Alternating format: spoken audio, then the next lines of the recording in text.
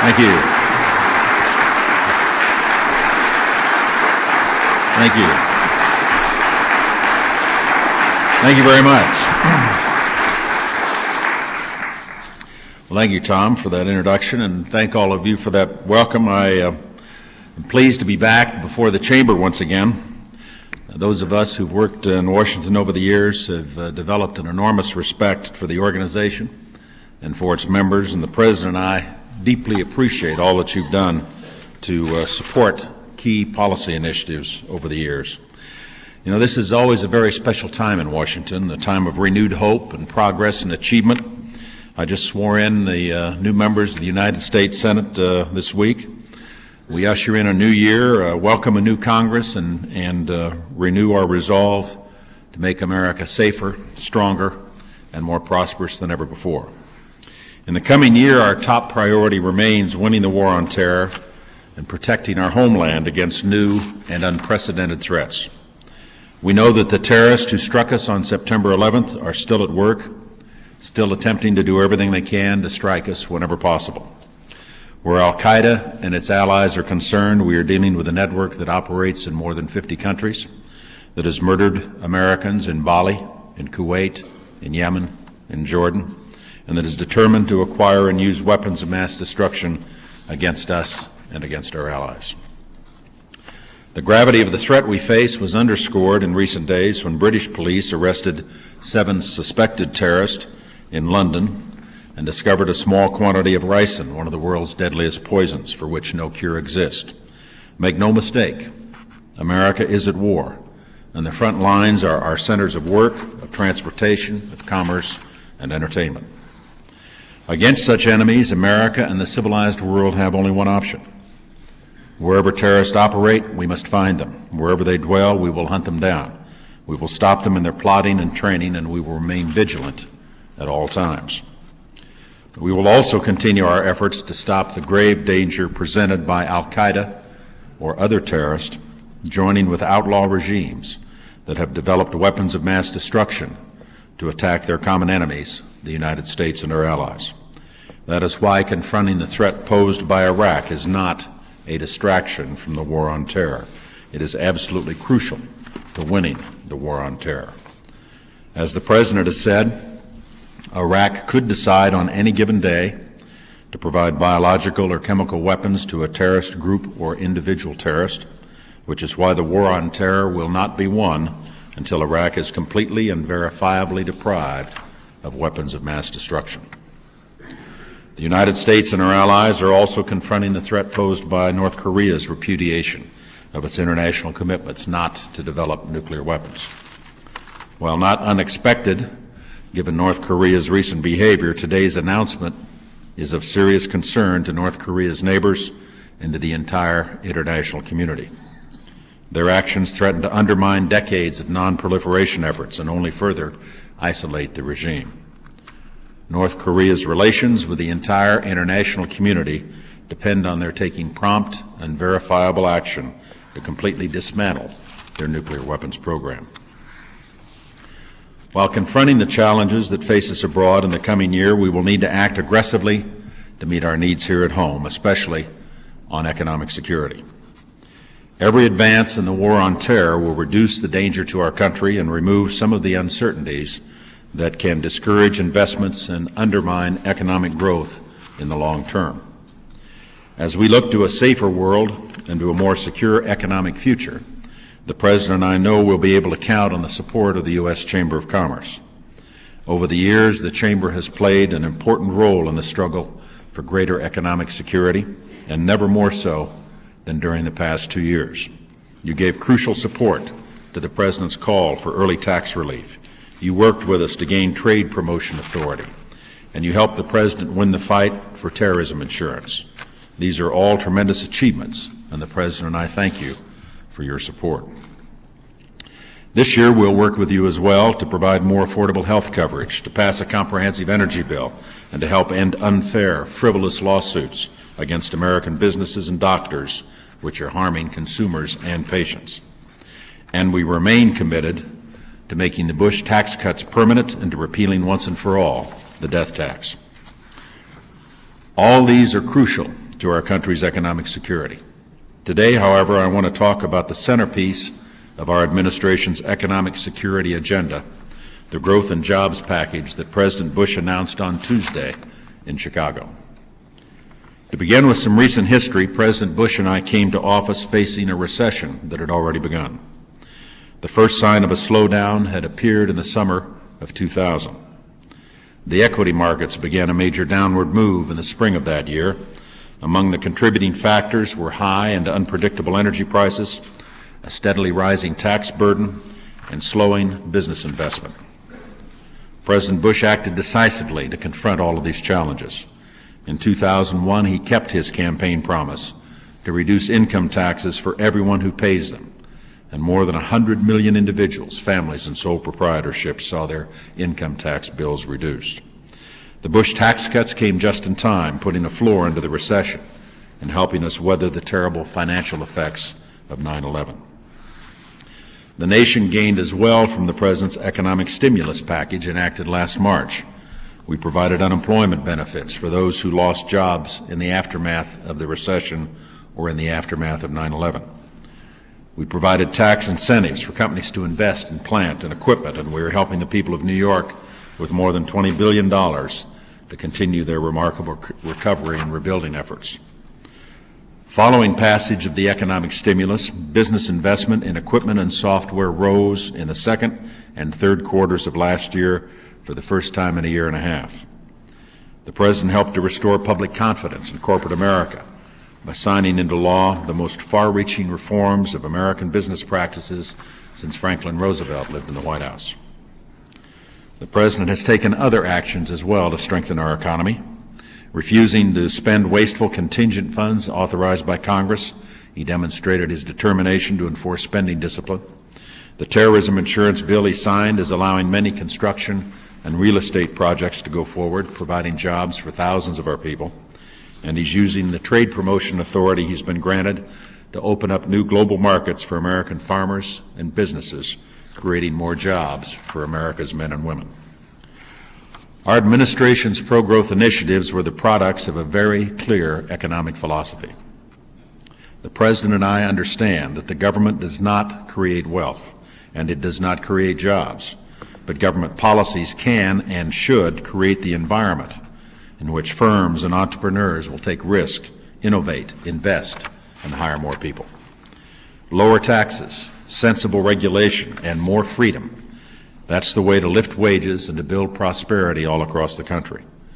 That's the way for businesses to grow and to produce value that attracts investors.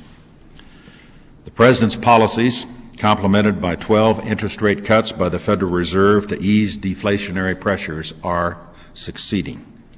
Despite the recession we inherited and despite 9/11 and the corporate scandals, this economy is growing. America has now entered its second year of economic growth. GDP has grown by $478 billion since the first quarter of 2001. Personal income is rising faster than inflation nationwide. Mortgage rates are at 40-year lows. Our home ownership levels are at historic highs. And most importantly, the productivity of American workers has increased by 5.6% for the last 4 quarters for which we have data, the sharpest increase since 1973. As Chairman Greenspan observed recently, we are clearly seeing a notable improvement in the resilience and flexibility of the U.S. economy.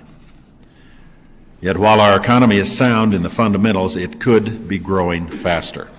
Our job now is to preserve the hard-won gains the economy has made and to speed up growth, to add new jobs across the country, and to expand the reach of our prosperity in both the short and the long term. Those are the objectives of the Jobs and Growth Plan that the President outlined earlier this week. As all of you know, under the Bush tax cuts already enacted, taxpayers are due to receive additional relief in 2004 and again in 2006. The President has asked Congress to accelerate all of those marginal rate cuts, making them effective January 1 of this year. By speeding up the income tax cuts, we believe we'll speed economic recovery and the pace of job creation. The President's also calling for acceleration of 3 other tax reductions passed in 2001. Instead of gradually reducing the marriage tax penalty between now and 2009, we should do it now. Instead of waiting until 2008 to move more taxpayers from the 15% bracket to the 10% bracket, we should do it now. Instead of slowly raising the child tax credit to $1,000 by 2010, we should do it now. When Congress passes these proposals, the President will direct the Treasury Department to immediately adjust the amount of money withheld for income taxes so that Americans can keep more of their paychecks right away. This will leave more money in the hands of the people who earned it, and will do so now when Americans need the money to buy, to save, to produce, to invest, and to do all the things that create new jobs, add momentum to our recovery, and help ensure long-term economic growth. Over both the short and the long term, the President's plan will also encourage investments to help turn small businesses into large ones. He's proposing an increase in the amount of an investment that small businesses can deduct as expenses from $25,000 a year to $75,000 a year. This will help improve cash flow and make it easier for small firms to acquire the technology and the machinery they need to expand and hire more employees. Also, to encourage investment in a climate of uncertainty, the President has called for abolishing the double taxation of dividend income. This proposal will be particularly important for economic growth, both in the near and the long term. Taxing dividends only once at the corporate level will significantly increase the return from investing. Among the group of 7 countries, some of the largest developed nations in the world, the United States has the highest effective tax rate on dividend income, which undermines American competitiveness. Historically, 40% of the return on U.S. stocks comes from dividends, so ending double taxation will significantly increase the return on investment. That will immediately draw more money into the equity markets, providing the capital needed to build and expand plants, to buy equipment, and to hire more people. As this tax reduction will return as much as $30 billion a year to the American people to spend and to invest. Abolishing the double taxation on dividends will also transform corporate behavior in America and encourage responsible practices. Without the current tax penalty, investors will demand higher cash dividends, and companies will be motivated to share them.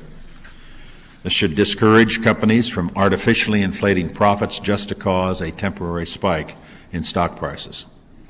Meanwhile, companies will be less inclined to over-leverage themselves with debt and more inclined to finance business expansion with equity. Over the long term, this will lead to healthier companies and stronger growth. I want to emphasize that while the President's growth package will help the economy right now, it will also create 2.1 million jobs over the next 3 years, according to the Council of Economic Advisors. A private sector analysis predicts it will create an average of 941,000 jobs per year each year for the next 5 years. And for Americans out of work today, this week Congress heeded the President's call to extend the unemployment benefits that expired last month, and the President signed the bill into law. The President's also urging Congress to provide states with $3.6 billion to fund personal reemployment accounts. These accounts would give unemployed workers up to $3,000 to use for training, for child care, for moving costs, or other expenses associated with finding a new job. The jobs and growth proposals the President announced on Tuesday constitute a focused plan to increase capital formation, to encourage consumer spending, to promote small business growth, boost confidence in our markets, and give critical help to our unemployed citizens. We urge Congress to act swiftly to pass this package. As the debate goes forward, I suspect we'll be hearing some criticism of the President's plan. These criticisms are not convincing, but they are familiar. We've all heard them before. One argument holds the President's growth package will enlarge the current budget deficit. Eliminating the deficit is an important goal, and the President's plan to expand the economy ultimately will reduce the deficit. But we also need to put the current deficit in perspective. The recession, the declining stock market, and the ongoing war on terror have combined to turn budget surpluses into deficits. Even so, the deficit in the last fiscal year was only 1.5% of our national economy, well below the average the government has incurred coming out of recessions during the last several decades. The President's growth package will reduce the tax burden on the American people by $98 billion this year, $670 billion over the next 10 years. But the actual impact on the deficit will be considerably smaller than the static projections because the President's package will generate new growth, it will expand the tax base, and thus increase tax revenue to the federal government ultimately. In the end, we must weigh the cost of the President's proposals against the cost of an economic slowdown that might well take place if the President's growth package is not enacted. And here the figures are very clear. If the economy were to grow just 1 percentage point slower for the next 2 years than we anticipate, then the budget deficit over the next 10 years would be almost $800 billion larger than expected. Clearly, acting now to promote growth and to prevent even larger deficits in the future is the economic sensible thing to do. Some people dispute this. They argue that increased deficits necessarily lead to increased interest rates, which in turn slows economic growth. But the argument has one slight flaw. The evidence of recent years simply doesn't support it. In January of 2001, the Congressional Budget Office projected fiscal 2002 budget surpluses at $313 billion. Turned out, though, that the actual fiscal 2002 result was a deficit of $157 billion, or a swing of $470 billion. Yet the 10-year Treasury note yields are now about 4%, more than a point lower than when the budget was expected to enjoy a surplus. As I stated earlier, mortgage interest rates are at a 4-decade low. The evidence is clear that interest rates do not move in lockstep with changes in the budget deficit. The return path to a balanced budget is faster growth in the American economy and spending discipline here in Washington. The President has proposed a plan that benefits all Americans. Taxpayers with incomes of $200,000 or more would receive an average cut of 11.2%, while those with incomes between $30,000 and $40,000 would receive a 20% tax cut, and those earning less than $30,000 would receive a 17% tax cut. Those are all figures for calendar year 2003. Under the President's plan, a typical family of 4, with 2 earners making a total of $39,000 in income, will receive more than $1,100 in tax relief, money to help pay their bills and keep America's economy growing. And it's important to remember that more than 23 million small businesses will benefit from the President's plan, and within this group are to be found many women and recent immigrants. In fact, over the last 5 years, the number of women-owned businesses has increased by 14% nationwide, twice the rate of the creation of firms overall. For the small business owners of this country, success comes through great effort and perseverance. And thanks to that enterprising spirit, smaller firms create the majority of new jobs and account for half of the private sector output of our entire economy. Other critics have suggested that ending the double taxation of dividends is somehow tilted toward a small number of wealthy beneficiaries. The fact is that 54 million Americans own stocks that pay dividends. Moreover, 45% of all dividend recipients make under $50,000 per year. Let me repeat that. 45% of all dividend recipients make under $50,000 per year. 3/4 of them make less than $100,000 per year. And it's important to remember that more than half of all dividend income goes to America's seniors, many of whom rely on these checks as a steady source of income in their retirement. It's also been suggested that tax relief on dividends will somehow hurt state budgets.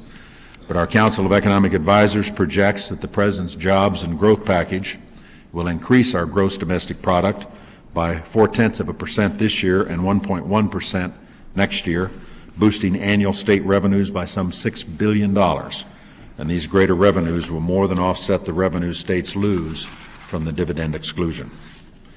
Finally, some of the President's critics claim that his tax cuts will drain resources needed to win the war on terror. But in fact, we've been in similar situations before. Back in the 1980s, President Ronald Reagan cut taxes to stimulate economic growth, increased defense spending, and won the Cold War. Thanks to his leadership, the American people successfully confronted challenges on many fronts.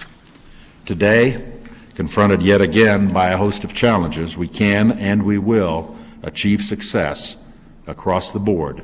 After all, we are Americans. I was proud as a member of the House of Representatives to support President Reagan in those efforts, and I'm even prouder to support our President today as he cuts taxes to stimulate economic growth, increases defense spending, and acts to win the war on terror and to protect our homeland. President Bush knows that wars are not won on the defensive. In the fight against global terror, we must act boldly and take the battle to the enemy.